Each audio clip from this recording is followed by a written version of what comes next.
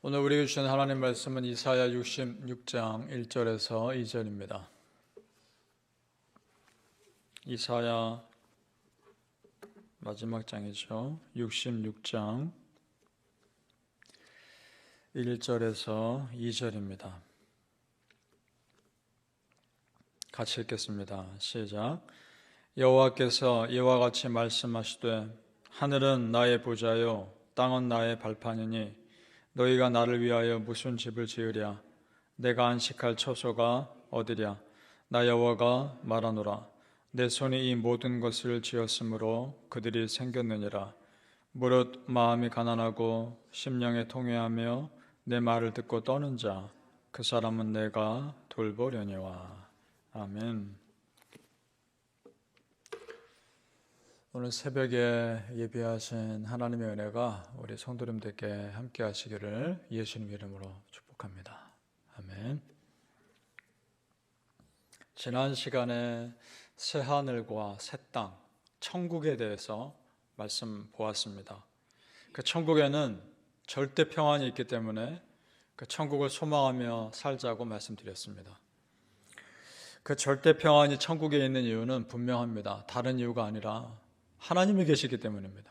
믿습니까?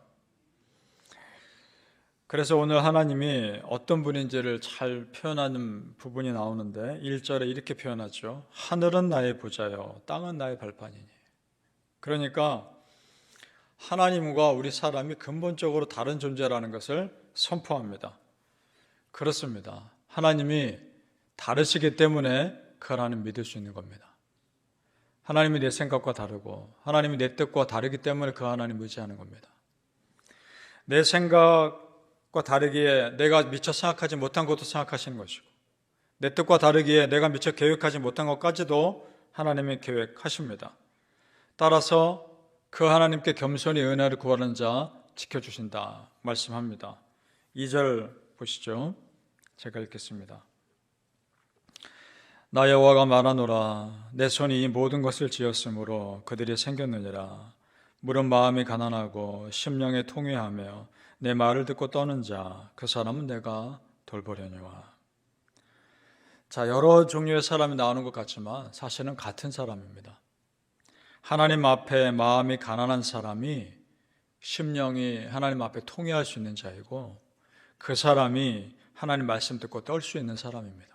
한마디로 하나님을 경외하는 사람입니다. 그런 사람을 하나님께서 돌보시는 것은 당연한 겁니다. 우리 성도님들이 그런 사람 되기를 축복합니다. 신약성경의 마태복음에 한 산상수훈에서 예수님 팔복 설교하시는데 처음 복이 뭡니까? 심령이 가난한 자는 복이 있나니 천국이 저희 것이며 이렇게 선포하죠. 자, 그러니까 심령이 가난한 자, 오늘도 마음이 가난한 자 나오는데 이 가난한 자가 누리는 축복의 천국인 이유가 오늘 말씀에 나오는 겁니다. 그 이유는 하나님이 돌보시기 때문입니다. 참 성경 보면서 놀랍지 않습니까? 구약 성경에 하나님이 하신 말씀과 신약 성경 하나님 말씀이 예수님 말씀이 똑같지 않습니까? 같은 하나님이시기 때문입니다. 한결같은 하나님이시기 때문에 그렇습니다. 자, 그렇게 한결같으신 하나님께 오늘도 은혜 구하시길 축복합니다. 아멘. 오늘 말씀에서 하나님이 싫어하시는 것이 나오는데 마음 없는 예배 드리는 걸 참 싫어하십니다. 하나님 사랑하는 마음 없이 예배의 모양만 갖추는 것을 하나님이 참 싫어하시는 것을 알게 됩니다. 하나님의 중심을 보시기 때문에 그렇습니다. 우리 3절을 같이 읽어보죠. 3절 말씀입니다. 시작. 소를 잡아 드리는 것은 살인함과 다름이 없이 하고 어린 양으로 제사 드리는 것은 그의 목을 꺾음과 다름이 없이 하며 드리는 예물은 돼지의 피와 다름이 없이 하고 분향하는 것은 우상을 찬송함과 다름이 없이 행하는 그들은 자기의 길을 택하며 그들의 마음은 가증한 것을 기뻐한지. 아멘.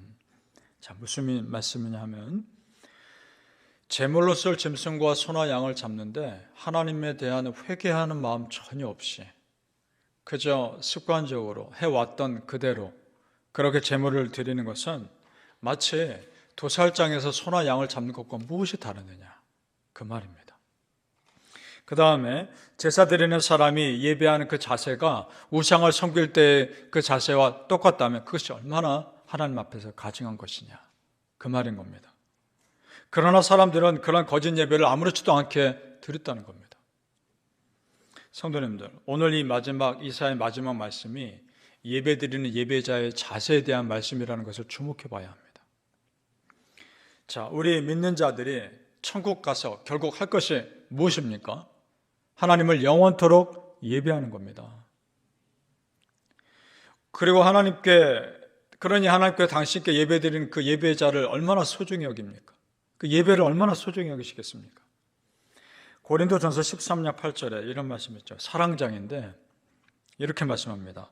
사랑은 언제까지나 떨어지지 아니하되 예언도 패하고 방언도 그치고 지식도 패하리라. 끝까지 남는 것은 사랑이라는 겁니다.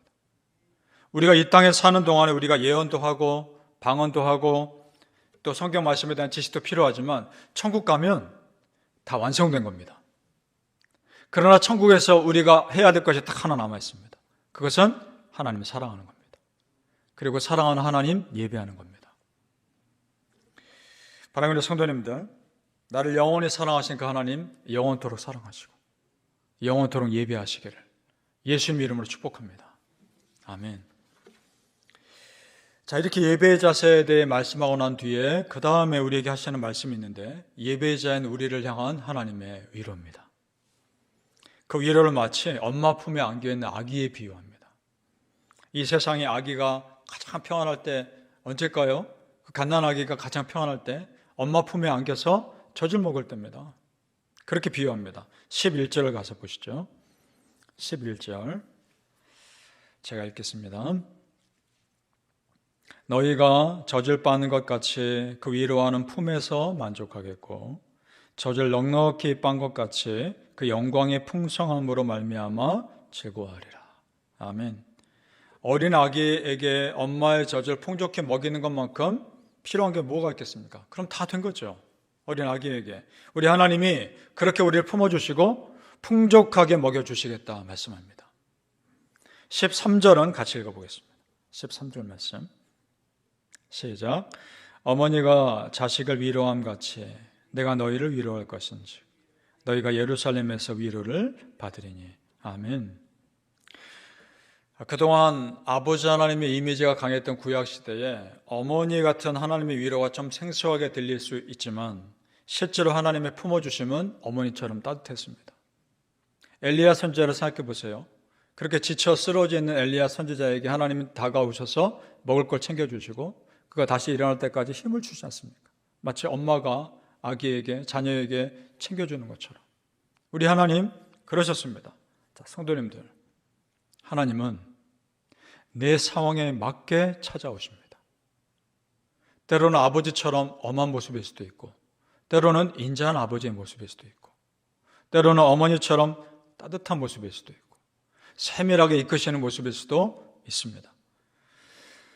중요한 것은 무턱대고 나를 몰아붙이지 않으신다는 겁니다. 하나님은 기다려주십니다.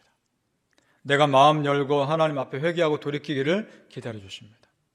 그런 하나님의 기다리심 때문에 내가 지금 회개하고 이 믿음의 자리에 있는 겁니다. 그렇지 않았으면 나는 벌써 심판받았을 겁니다. 그 하나님의 은혜가, 그 기다려주심이 여러분을 여기까지 이끄신 것을 믿습니까? 그 은혜로 삽니다. 베드로후서 3장 9절에 주의 약속은 어떤 이들이 더디다고 생각하는 것 같이 더딘 것이 아니라 오직 주께서는 너희를 대하여 오래 참으사 아무도 멸망하지 아니하고 다 회개하게 이르기를 원하시느니라. 아멘. 지금도 오래 참고 기다리시는 하나님의 은혜의 때를 우리는 살고 있는 겁니다.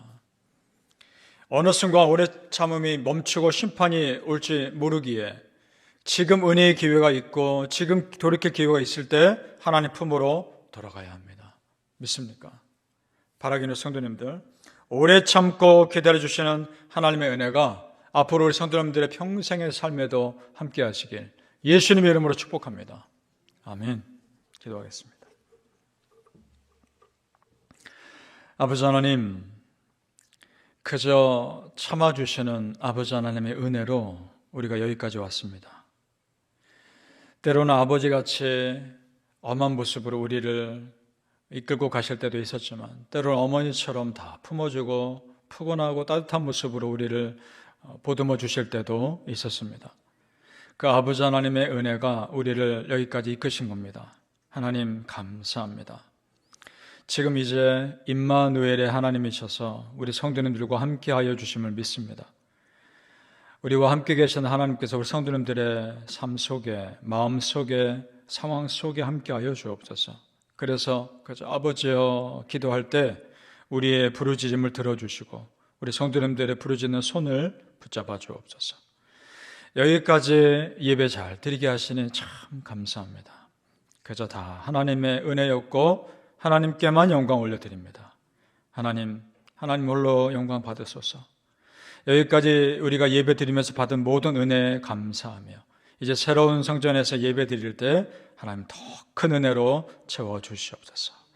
감사하며 예수님의 이름으로 기도합니다. 아멘.